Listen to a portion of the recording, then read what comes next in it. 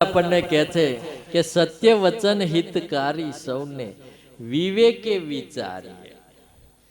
જગતમાં જે કંઈક વસ્તુઓનો જે વ્યવહાર છે એ પૈસોથી ચાલે છે. જગતનો જે કંઈક વસ્તુઓ માટેનો વ્યવહાર છે એ પૈસોથી ચાલે છે, અને જ્યારે પરમાત્માનો સાથેનો જે વ્યવહાર છે એ સત્ય વચનથી ચાલે છે. સત્ય વચનનો વ્યવહાર જીવનમાં જેટલો જેટલો થાય એટલી જ આ ભક્તિ છે, એટલો જ આપણો ભાવ છે એ ફળે છે.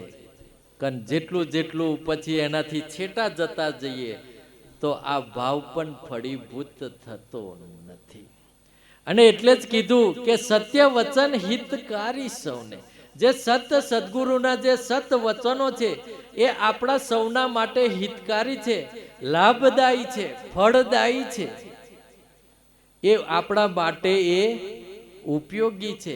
એને વિવેકે તપાસીને વિચાર કરીને જીવનમાં એનો ઉપયોગ કરવાની જરૂર છે. પણ એ જ એની જ આપણને ખોમી છે. દરેકમાં વિવેક વિચારની બધોમાં ખોમી જોવા મળે છે. અને એટલે જ બાબુરામ મહારાજ કહે છે કે વિચારે વાત સત્યની તે જ જીવન જીવી જોને છે. વિચારે વાત સત્યની તે જ જીવન જીવી જોને છે. ખર જેવા અવિચારી તો અમથો ભાર તોની જોને છે. અવિચારી જે છે એ તો અમથો ભાર તોની જોને છે. વિચારે વાત સત્યની તે જ કંઈક બોલી જોને છે. એ જ બોલી જોને છે. ચઢાવ્યા કોઈના બુદ્ધુ તો બધા તો બકી જોને છે.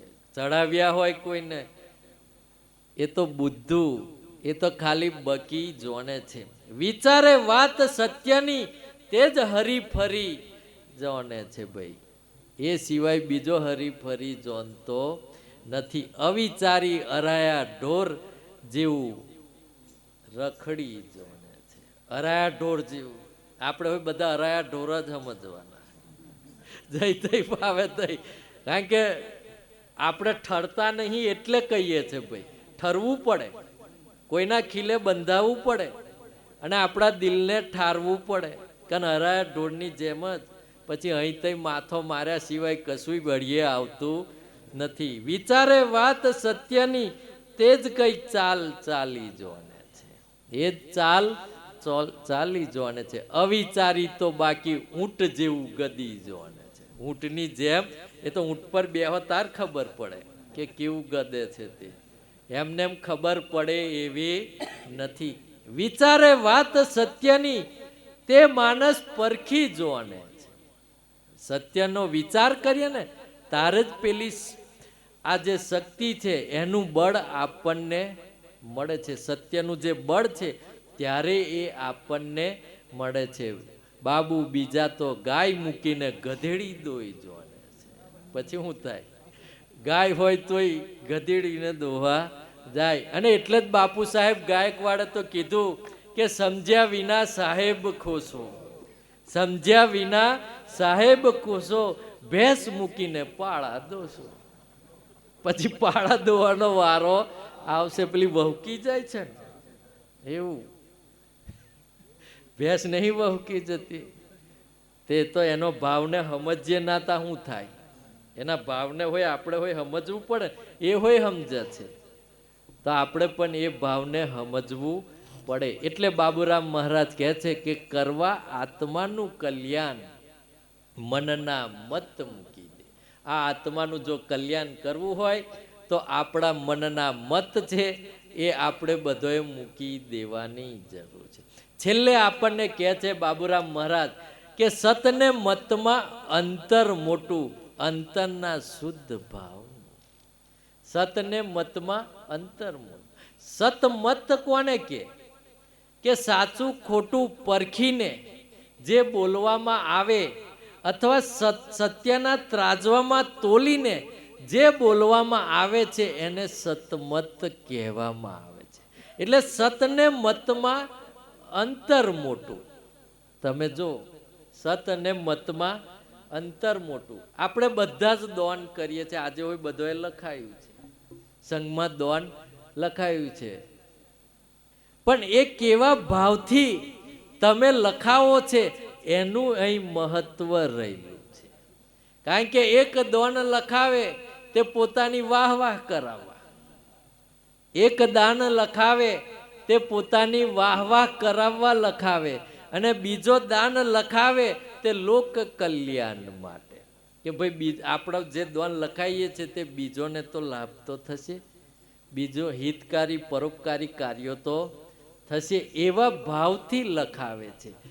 જો એક દોન લખાવે તેનો પણ ભાવ જુદો, બીજો દોન લખાવે એનો પણ ભાવ જુદો. એવી રીતે આપણું અંતર છે એ ભાવનું તઈ ખબર પડે છે.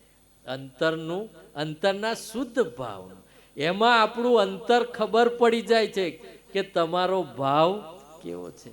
તમે જો એક ડોક્ટર પગ કાપે, કદાચ ગેંગડી થઈ જાય હોય, પગ કોવાયો હોય અને ડોક્ટર પગ કાપે તો એમને આપણે ભગવાન જેવા માનીએ. કાપે તોય પૈસા આલીએ, વાહ વાહ હોય કરીએ, અને બીજોને હોય કહીએ કે આ ડોક્ટર હાર. પગ કાપે છે તોય, અને કદાચ કોઈની હાથે લડવાડ થાય અને કોઈ ધાર્યું મારીને આપણો પગ કાપી કાઢે, તારે શું કરીએ? તારે આપણે પોલીસને બોલાવીએ, એને જેલ ભેગો કરી દઈએ છીએ. કાપવાની વાત તો એક જ છે, કર્મ તો એક જ છે. ડોક્ટર પણ પગ કાપે છે અને પેલો પણ પગ કાપે છે, પણ ભાવમાં અંતર પડી જાય છે.